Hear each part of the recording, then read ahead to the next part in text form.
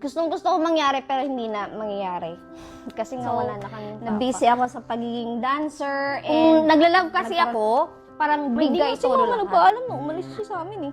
Bigla na lang siya umalis na sinabi Papa, mag-resign ka na lang kung nahihirapan ka dyan.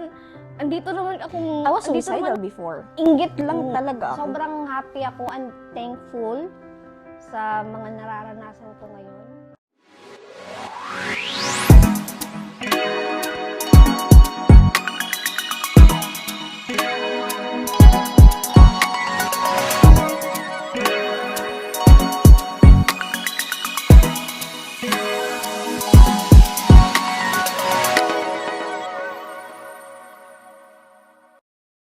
Hello guys, it's me again, Dio, and welcome to D&J Tambayan. Now it's our third episode, and we are happy and proud to welcome one of our pretty girls in Lay Team, and of course, born and raised in Burauen. Let's welcome Layana!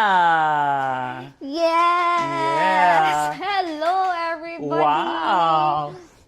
Hello! Wow, so pretty! Thank you for having me here. So, Pinaganda! pinaghandaan. So, Yes! who did your makeup? It's this na. Yeah, right. So, pinaghandaan tayo ni Liana, right? So, kamusta ka? How are you? Well, I would say I'm fine. I'm okay. Physically and mentally. I'm okay. Ilang months na nga kayo dito sa Vietnam? It's about 8 months, I think. 8 months? Yeah. So, dumating kayo dito last March? March. I guess, right? Last week of March. Yeah, last week of March. Yeah. How's life working in Vietnam? Nakakapag-adjust na. Parang hindi na ganun nahihirapan kasi tinutulungan na rin ako sa branch. Hindi yung katulad dati na para talaga akong mag-isa lang.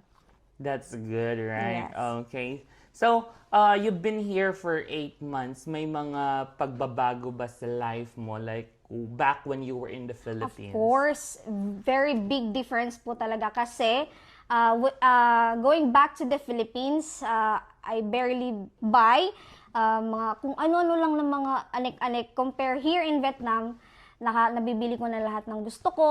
Mm-hmm.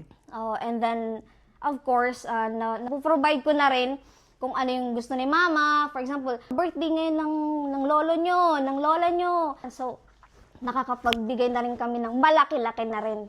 Yes, right. So, I've heard that bata ka pa lang, syempre, namatay yung tatay nyo, tsaka umalis yung mama nyo para magtrabaho abroad, right?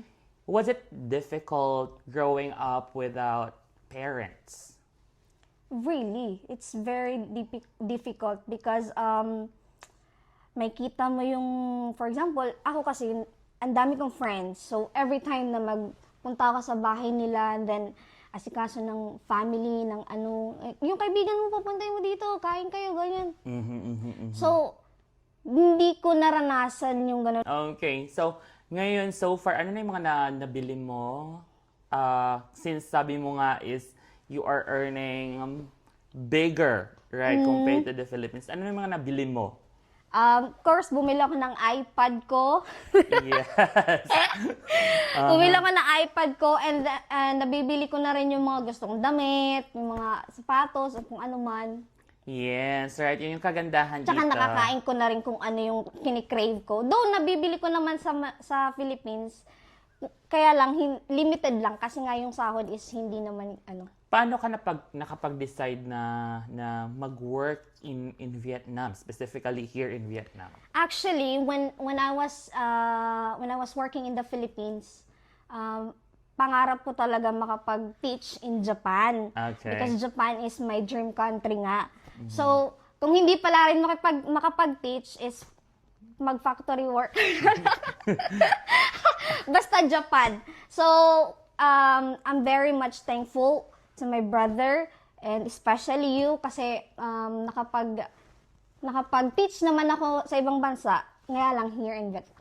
Yeah, so you mentioned that you really wanted to go to Japan, right? To teach. So, since na-redirect ka to Vietnam, may regret ka ba? Wala naman kasi yung pagpunta ko dito sa Vietnam is nakapagturo pa din naman ako.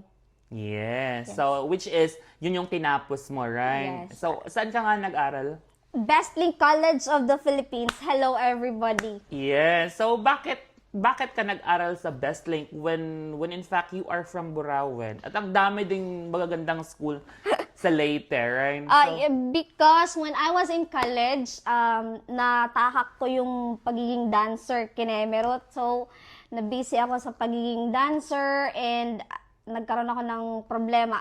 Well, I was a scholar in college in EBSO Aha. before. So nag-EBSU ka before Yeah. ka nag-Manila. Okay. Nag first year college ako sa EBSO. And But it then- was education. Hindi pa.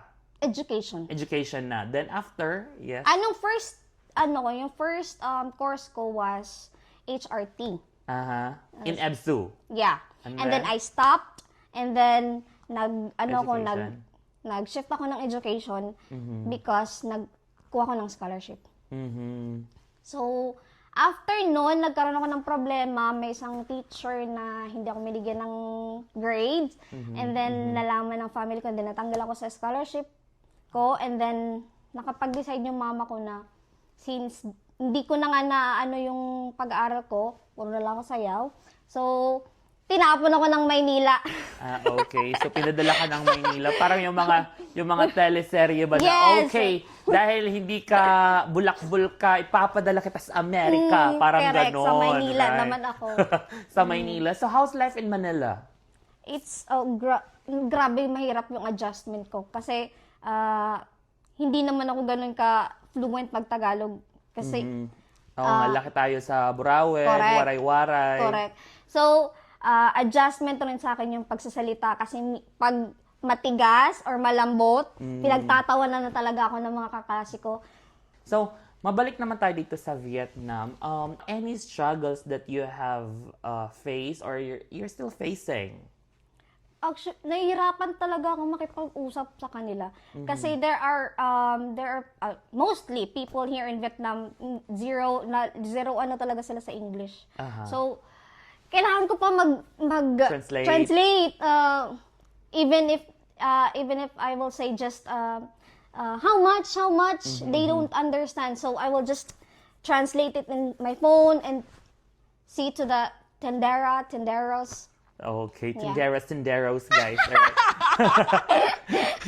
So, yeah. Okay, so wala ka bang like natutunan na mga words or what? Marami.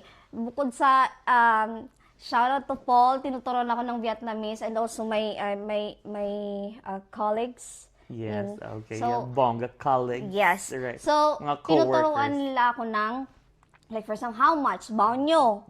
Baonyo. Okay. Yeah. So actually, guys, Still learning. here in Vietnam, we are not really required to learn their language because since we have to teach them English, dapat mas mag-a-adjust yung mga estudyante sa amin, hindi kami yung mag-a-adjust to the Correct. students. Para din naman kasi maiwasan namin yung pagta-translate and at the same time, mapupursige talaga yung mga estudyante to speak to us, I mean, in English, right? Mapunta naman tayo sa family. Let's talk about your family. So, do you often send money to the Philippines? Gaya ng mga ibang OFW? Sa amin kasi talaga, very thankful kami sa mama namin kasi actually yung mama namin guys, still an OFW ngayon. For how long? Like about almost 20 years. 20 years. Okay. Mga something like that, almost. Okay, matagal-tagal na. Matagal So, yes, back to you, nagpapadala ka ba sa Philippines? Yung mama namin, hindi kami nire-require. Na kung ano yung mabigay namin, yun lang. Kung, for example, naghihingi siya ng, kasi ngayon nagpapagawa kami ng bahay. So, nanghingi siya ng tulong, ganun lang. Pero yung talagang nire-require kami na, ate, magbigay naman kayo every month, no. Yung mama ko pa rin, yung ng pangangailangan sa bahay. But your mom is currently working in another country, just like you. Tapos si Jet nandito din sa Vietnam, ikaw nandito ka sa Vietnam. You have another sibling or sister back in the Philippines. So, how is she? Well, okay naman siya. It's just, hindi lang siya nakatira sa bahay. May kalibin na kasi siya ngayon eh. So, sila? Bumukod. Bumukod na sila. Okay, that's good. But may trabaho naman din siya May doon. trabaho naman. Actually, yung ate ko din is, lahat naman kami graduate. Yung ate ko graduate. Which is good. For having a mom who's working as an OFW. Kasi at least, that's the fruit of her labor. Diba? Napagtapos niya kayong tatlo and it's all because of her working in another country. Alright? So, now, ilang taon ka na nga? I'm 27. 27. And do you have plans of settling? Wow! Okay, plano rin may naman. ring na siya, guys. May plano, pero hindi pa ngayon kasi wala pa kaming ipon. Okay, so, shout out? Hi Vince, hi Bobby. Wow, diba guys? So, syempre sa ganda ni Liana, diba? So, balik tayo sa Philippines. So, what do you miss the most in the Philippines? Of course, my fiancé. Wow, oo. Yes, Syempre, the bond. Yeah. Right. Magala kayo? Ma-rides kami. Ma-rides. So, Yeah. you mean nagmumotor talaga kayo sa Philippines. And, oo. pero taga Manila siya, diba? Yeah. So, where do you usually go? Nagpupunta kami ng Batangas, pupunta kami ng Rizal, Cainta. Maliban sa jowa mo, ano pa yung mga namimiss mo sa Philippines? Of course, food. Food, Yes. yes. Ako din, may mga namimiss akong mga food sa Philippines. Ikaw, ano yung mga namimiss mo? Ang pinaka-namiss ko, bangus. Bangus. Yes. Yes, wala masyadong bangus dito, no? Kung meron man, mahal. Diyos ko, Aha, Lord. Okay, Doble. yes. At saka makikita mo lang siya sa mga Filipino store or Filipino restaurant. Tapos ano pa, maliban sa bangus? Gravy. Gravy, yes. Wala kaming gravy.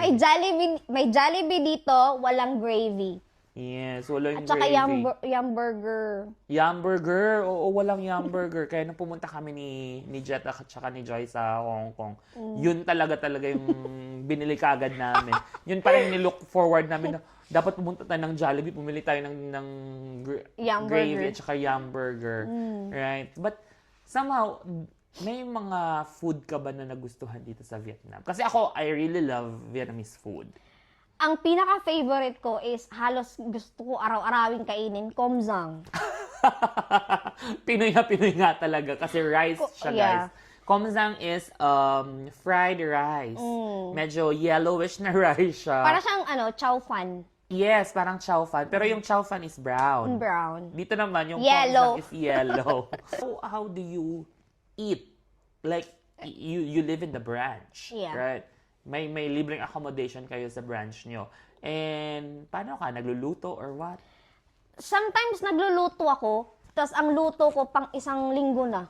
Pang isang Adobo, adobo lulutuin ko na marami, tapos init-init na lang yan. Dito ko lang naranasan na halos almost 1 week, yun yung ulam ko. Pero nagluluto ka naman sa Philippines? Hindi ako nagluluto kasi may kami. May kasambahay. Hindi. Yaman! Hindi. Parang ang alam ko lang lutuin before, kanin, prito, yun lang. But yun din yung maganda dito sa Vietnam kasi, I mean, not just in Vietnam. If you work in another country, you learn how to be independent. Very, Right? yeah. You have to do all things ng ikaw lang, ng mag-isa. Right? Dito sa DNJ Tambayan, may tinatawag tayong mahiwagang salamin. Correct. May mahiwagang salamin tayo dito, guys. This one, as what I have mentioned the past episode, our guest will just pick one word, and then these are words. Tapos yun, you just have to say whatever you want about that word. Okay? So, bunot ka ng isa. Yay! Ang dawla ini. Sharam! Dito na bunot before ni Joy. Love. Okay, let's talk about love. Itong fiancé ko ngayon, 3 years na kami, nung 19. Wow. Di ko alam na sinurprise niya ako. Happy anniversary. Yes. Happy third anniversary sa inyo ni Vince. Dito ko, kasi ako, when I love, kung nagla-love kasi ako, parang bigay todo lahat. Ako yung lalaki, ako yung bigay, ako yung ano, ganyan. Bakla. Correct. Ganyan ako pag mag-love. And then, nung nakilala ko siya, parang, no, babae ka. So you have Niligawan kita. I mean, niligawan din naman ako ng mga ex ko. It's just, Disney ano lang ko. princess ka. Correct. ganyan. Parang kumakain kami sa labas, gastos niya. Wow, ang sarap ng ganun, no? Tapos, maya-maya andyan na sa bahay, lumabas ka, may dala kong pagkain. Yes, yung pinagsisilbihan Correct. ka. Yes, ang sarap sa feeling. Tapos, So, parang, nung nanliligaw pa lang siya, nanligaw siya sa akin 4 months. Hindi ko siya sinasagot kasi hindi ko talaga siya bet. Tapos, nung may one night na ang taas ng lagnat ko, hindi ako makapasok, ganyan-ganyan. Galing siyang Cainta kasi yung family niya, inside ng papa niya is Cainta. And then, ang lakas ng ulan, bumili siya ng gamot. From Cainta, dumaan siya ng pharmacy and then bumili ng gamot. Tapos, bumili siya ng Jollibee. Tapos maulan, wala siyang kapote. As in, soak siya. Talagang nag-drive siya papunta ng Valenzuela. From Cainta to Valenzuela. Para lang dalhin sa akin yun. Like, so dun mo nasabi na, seryoso talaga tong lalaking to. And siya na nga. correct. I'm happy for you. Yeah, Congratulations. Next word. By the way, guys, bubunot si Liana ng 5 words. 5 papel. Next is, Work. yes, work. Oh, yeah. Etong work ko ngayon, actually, hindi talaga education yung gusto ko before. Kaya ang first course ko before was HRT. And then, nag-shift ako ng education kasi nga, scholar ako. Yun lang yung dun sa Sa scholar EDSU. na course. Okay. So, yun. And then, nagustuhan ko na rin naman siya nung nagtuturo na ako. Nagtuturo ka na. Siyempre, ganun din naman ako eh. Hindi naman din ako education graduate. I finished my studies as a nurse. And then, naibigan ko yung pagtuturo. It's because, ang ganda, ang fulfilling niya, right? Lalo na pag nalalaman mong may natututunan yung bata. Yes, definitely. At saka yung parang, kasi yung teaching, if you imparted knowledge to someone, it becomes their life. Right? So, kakatapos lang ng Teacher's Day. Happy Vietnamese Teacher's Day. So, ang dami natin na-receive na Correct. Thanks to my students, they give money aside from flowers. Wow! Good for Yes. you. Kami, zero gravity. Some of my students give me money. Di naman zero. We had lunch with our colleagues. Tapos, yun, we received flowers from our students. And of course, letters. Okay. And next. Okay, next. What is it? Okay, next word, Christmas. Yes, okay. Christmas. Malapit ng Christmas. This is my first Christmas in another country. But parang nasanayan ko na rin na mag-isa lang sa Christmas. Kasi nga, nag-study ako in Manila.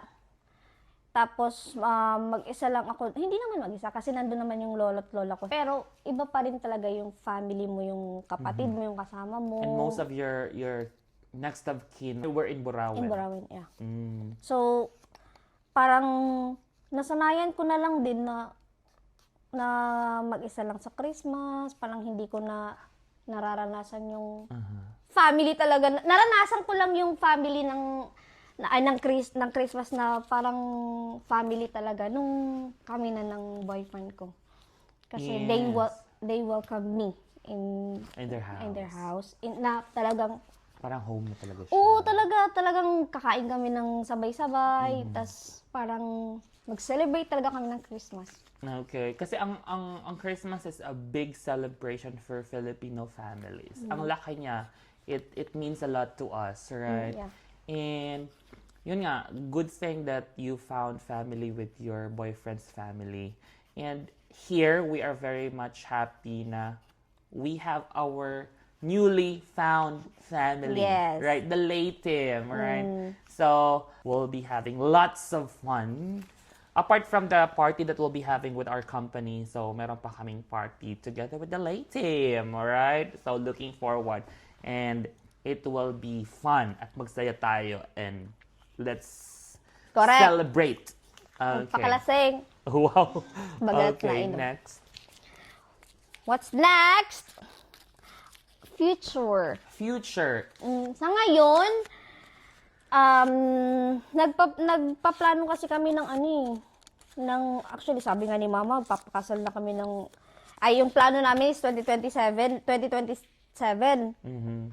Pero hindi pa kasi kaya ng money. Mhm. Kasi sa ngayon may problema talaga kami. So, in-adjust namin into 2028 Mhm. yung kasal namin. So, eto ngayon yung pinag-iipunan ko. Okay.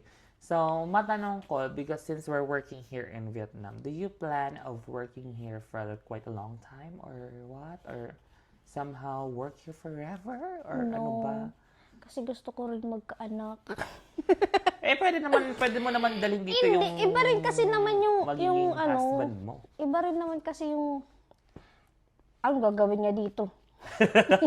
So, you mean, uuwi ka ng Pilipinas For good. for good and you settle there, Yeah, have family Yeah, with kids. mag-build, For now, let me ask you, are you happy?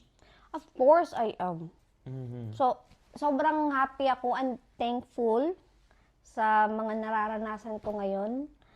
Kasi ang grabe yung naranasan ko sa Philippines. Well, lahat naman tayo may problema. Talagang it's just kung paano mo i-handle. Mhm. Mhm.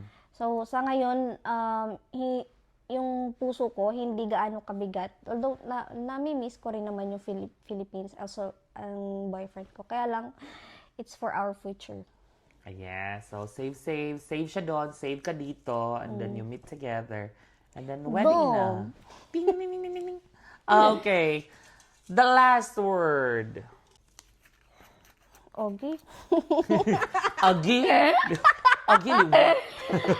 Family! Sabi nila kasi dito, required na umiyak. When they're talking about family. Pero, pipilitin ko hindi. Okay. So, ang family, kasi nga, di ba, namatay yung papa namin. Yan yung parang ang tawag, multo ko. Multo. Di ba meron yan, ano yung multo mo? Kanta, yes. Oo, Tsaka may kanta. Mhm. So, yan yung pinakamulto ko. Yung buo, yung family, in any celebration. Kaya hindi pa kami nakaranas ng sumimba kami ng buo. Like, nag-Christmas kami ng buo, nag-New Year kami ng buo. So, talagang hindi ko, yun yung gustong-gusto ko mangyari pero hindi na mangyayari. Kasi nga wala na kaming papa. But you can always create your own family. And that's going to happen very soon. Pero iba pa rin kasi talaga. Kasi alam mo yung feeling na naiinggit ka sa mga ibang kakilala mo kasi nga parang ayan na siya. Kasi iba pa rin talaga yung may matatawag kang, Papa, may problema ako, ganito. Or, yung mama ko na, Ma, asukasuin mo yung project ko. Ma, may ganito kami. Kailangan ko ng susutin. May event kaming ganito. Ma, handaan mo ko. Ito yung gusto kong ulam ngayon. Kasi, nung nandun na ako sa bahay ng boyfriend ko, kasi napunta ako doon. So ang boyfriend ko, ang lola nila or mama nila, they will ask na, ano gusto niyo ulam? Mhm. Or di kaya, Which is hindi nyo naranasan. Hindi. Or naranasan nyo man sa lola nyo, which is different pa din, diba? iba pa rin talaga pag mama mo, papa mo, yung, tapos pag may problema ka, May nalalapitan ka, may nasasabihan ka. may time doon na nag-scroll ako sa TikTok. And they were crying because they were very stressed with their work. Tapos sabi ng papa nila, mag-resign ka na lang kung nahihirapan ka dyan. Andito naman ako, kaya naman namin ng mama mo.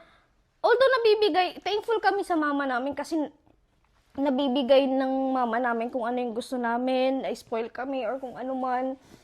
It's just longing lang ng love, Ng physical touch.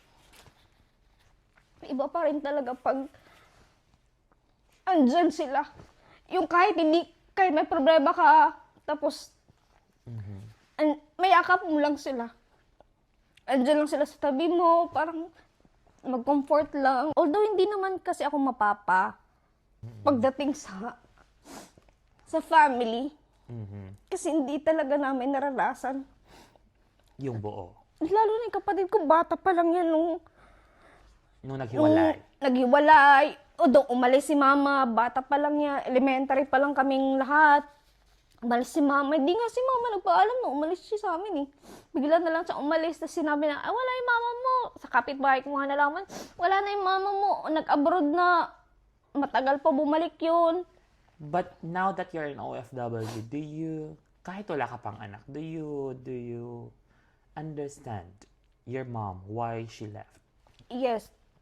Kasi yung papa namin, barkadero yun eh. Pala inom, after work, inom, barkada. So, yung mama namin, naisip niya na parang walang mapapatunguhan tong family ko. Maghihirap lang kami kung wala siyang gagawin. So, nag-decide siyang mag-abroad. And then, yung papa din naman namin, nagkaroon kami ng problema. Parang ang MMK yung family namin, grabe yung mga pinagdaanan, yung trauma, yung Yung lahat ng emotion, yung galit, yung saya. saya. So, parang dami nang nangyari. Which is, that makes a family imperfect. And that makes, being imperfect makes it perfect. Right? Kasi, sabi nga, walang perfectong pamilya, walang perfectong tao. All of us, dumaranas ng ganun. Dumaranas ng ligaya, sakit, and everything. And which is, that makes us strong. Right? So, you won't be as independent as you are, as strong as you are, as a good attitude as you are, without those experiences. Right? So, tumapang ka, tumibay ka, and somehow, you've learned na I wouldn't be the same as before to my future family. Because naranasan mo. So, hindi mo gusto maranasan na magiging future ng mga anak mo. So, ngayon naman, napaiyak ka. Kaya ka kaya. Akala ko ba you will be strong na hindi ka maiiyak. But of course, tao lang tayo. Minsan bumabagsak at saka babangon pa rin, right? So, patapos na tayo, right? Kanina Yes. sabi mo bago tayo mag-umpisa parang ayaw mo, tapos kinakabahan ka. So, how is it sharing your story to our viewers? Parang nakahinga rin. Kasi, actually, umiiyak ako talaga nung pag mag-isa lang ako. Kinikim-kim ko parati yung problema ko, yung ano ko, ngayon ko nga lang naranasan yung mag-open up. I was suicidal before. Yeah, when I was in college, mag-isa lang ako sa Manila. I don't like to open up with my lolo in Manila.